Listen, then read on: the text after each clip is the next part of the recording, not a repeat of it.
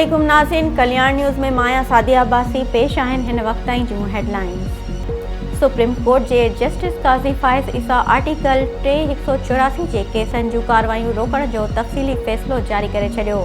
फ़ैसिले मूजिबि वफ़ाक़ी हुकूमत supreme court registrar खे वापसि घुराइण लाइ हुकुम जारी कया। सुप्रीम कोर्ट रजिस्ट्रार मुंहिंजे फ़ैसिले बाबति सर्कुलर जारी कयो। हिन आर्टिकल 3184 जे फ़ैसिले खे सर्कुलर सां अंडो करे छॾियो।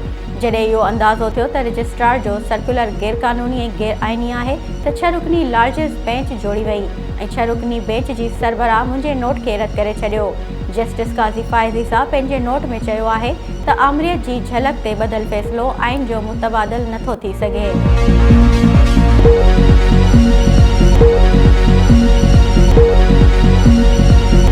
सदर doctor Arif Alvi supreme court practice and procedure bill 2023 खे नज़रसानी लाइ वापसि पार्लियामेंट खे उमाणे छॾियो। सदर अदालती सुधारनि बाबति बिल 2023 आइन जे आर्टिकल 75 तहत नज़रसानी लाइ वापसि पार्लियामेंट खे उमाणियो। सदर डॉक्टर आरिफ अलवी जो चवणु आहे त सरासरी तौरु बिल पार्लियामेंट जे इख़्तियारनि खां ॿाहिरि आहे। बिल क़ानूनी तौर ते हथरादू ऐं अणपूरो हुअण ते अदालत में चैलेंज करे सघिजे थो।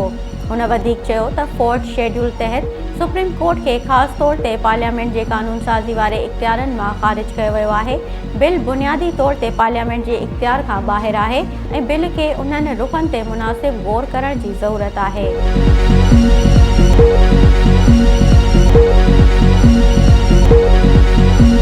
सदर जे एतिराज़ खां पोइ वफ़ाक़ी हुकूमत सुप्रीम कोर्ट जे पाण मुरादे नोटिस इख़्तियार में तरमीम जो बिल ॿीहर पार्लियामेंट मां मंज़ूर कराइण जो फ़ैसिलो कयो आहे। कानून मूजिबि जेकॾहिं सदर को बिल नज़रसानी लाइ पार्लियामेंट खे वापसि मोकिले थो त हुकूमत पार्लियामेंट जो गॾियल इजलास घुराए बिल मंज़ूर कराए सदर खे मोकिले सघे थी। जेकॾहिं बिल जी ॿीहर मंज़ूरी खां पोइ बि सदर सहियूं न कयूं त इहो बिल 10 ॾींहं खां पोइ पाण ई एक्ट बणिजी वेंदो।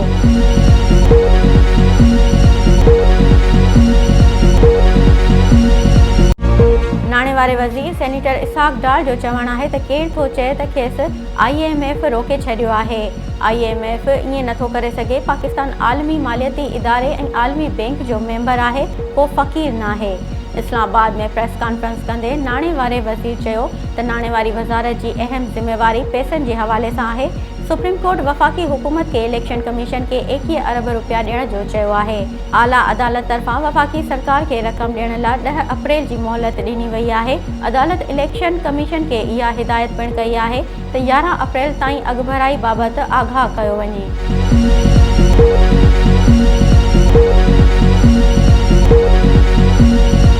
कराची जी एहतिसाब अदालत PP अॻुवान डॉक्टर आसिम हुसैन जी बरियत जी दरख़्वास्त रद्द करे छॾी। कराची जी एहतिसाब अदालत 17 अरब रुपयनि जी करप्शन वारे केस में डॉक्टर आसिम मुनीर तरफ़ां दाख़िल बरियत जी दरख़्वास्त ते महफ़ूज़ कयल फ़ैसिलो ॿुधाए छॾियो।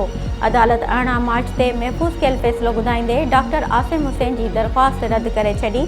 वाज़े रहे त नेब जो मौक़िफ़ आहे त डॉक्टर आसिम हुसैन ऐं ॿियनि गैस जे ठीकनि में 17 अरब रुपयनि जी करप्शन जो इल्ज़ाम आहे।